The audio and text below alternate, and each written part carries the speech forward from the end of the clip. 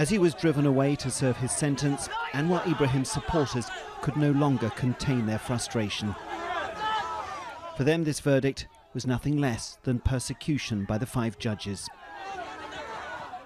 We are just flabbergasted by this type of decision of 5 judges, How could they come to the decision whereby they are taken an oath to uphold justice?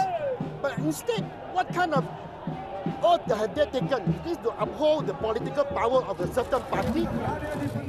The opposition leader had spent his last night of freedom rallying the morale of some of those who've joined his long quest for political change. A quest that must now be in doubt. And so they came down to the federal court this morning, still hopeful that the judges might yet swing their way. Although the presence of police all around the court suggested otherwise. After a 2-hour summary of evidence that human rights groups have condemned as flimsy, the presiding judge delivered his ruling. And the crowd reacted, swarming to the back of the court to vent their anger. This verdict has really disappointed Mr. Anwar's many supporters, but it won't surprise them. It has removed from the political scene the single most charismatic opposition leader this country has ever seen.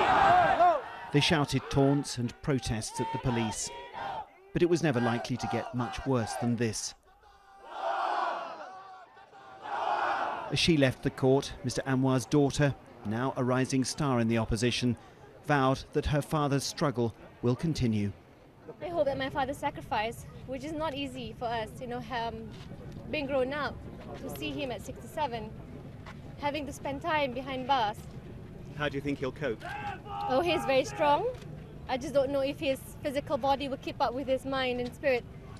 But I think it's very important to ask all Malaysians to focus on removing the current oppressive government through elections.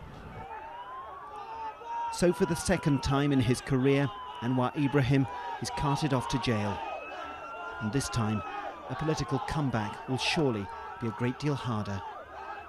Jonathan Head, BBC News, Kuala Lumpur.